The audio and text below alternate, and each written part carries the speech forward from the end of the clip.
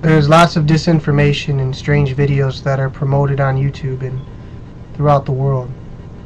And it's hard to sort through some of the information, whether you have a great deal of education and whether you do not. Some of it is very convincing, such as the concept of a race higher than ourselves, the Anunnaki, which supposedly developed the temples in which we live in.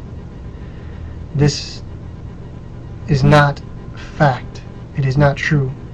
There is also the ideal that there is a planet Nibiru into which this race resides, and that this planet will be reaching our planet's surface at some point, and there may be total destruction.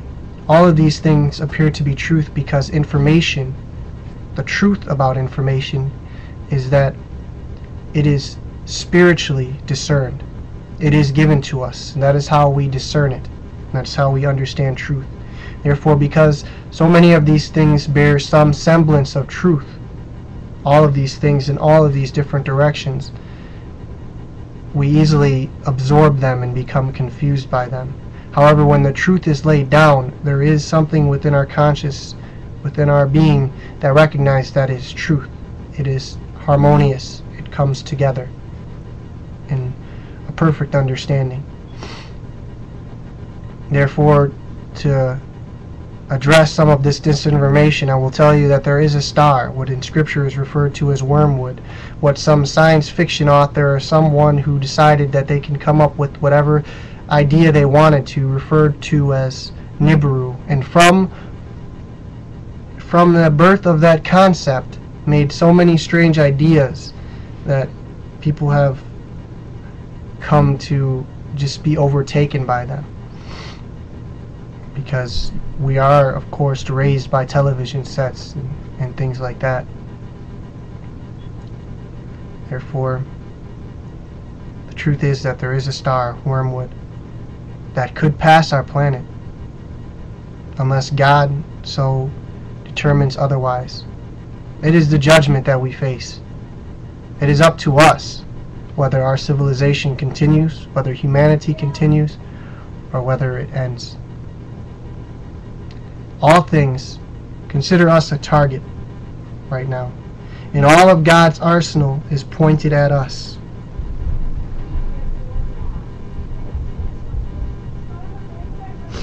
And if we don't make the right choice, it'll all go off. And we will have tribulations, and we will see destruction, but that doesn't mean that we have to perish and be consumed entirely. Therefore, understand the truth and try to disregard the so-called intellectual rhetoric that is used against witnesses such as myself and others.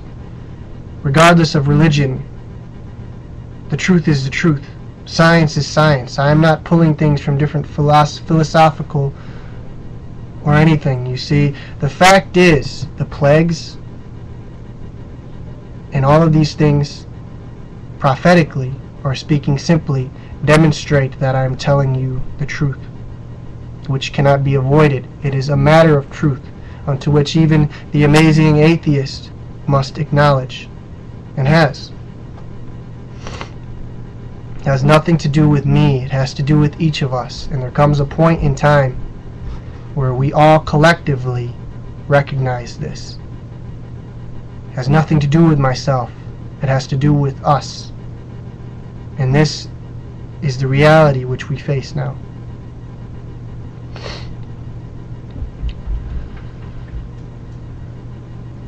Therefore, understand that the disinformation was put to confuse you,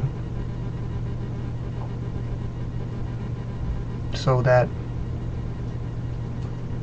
it didn't become a matter that was publicly recognized or publicly discerned, but that was through a small collective group of individuals dealt with. You see? And that's the point. And then to prepare us, all this disinformation has come up.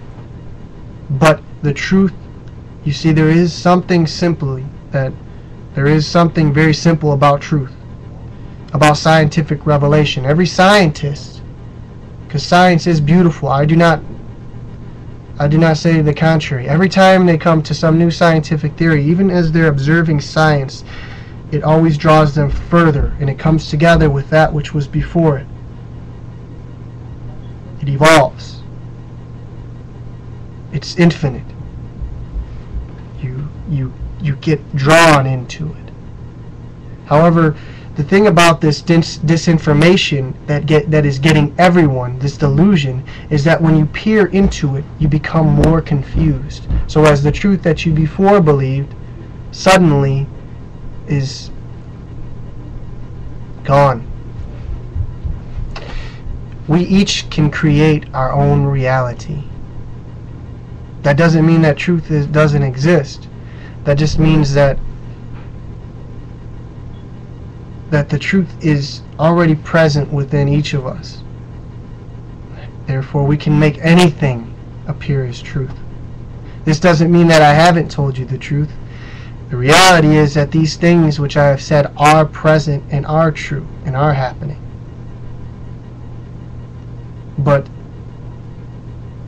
you can be programmed to believe anything. You understand?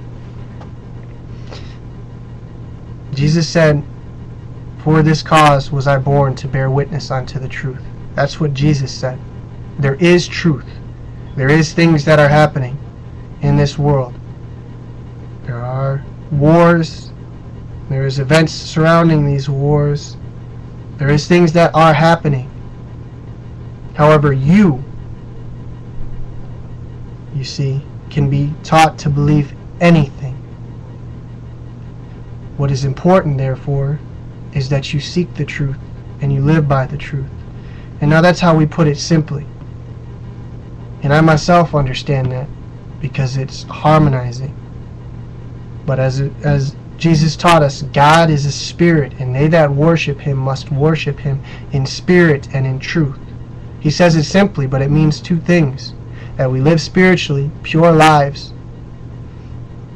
which thing we also understand because of that which is within us, and by the truth, because we must also live. You see, it's not as simple as being cleansed of our sin. After we're cleansed, we have to live. And if we live all kinds of different lives. We create all kinds of different realities, and most of them end up in hell, in decadence, in desolation, emptiness. Others, in which we seek truth, the truth philosophically, the truth about the sins in the world, the truth about things we have no control over, things like this. It's very relevant. And then we live by that and continue to.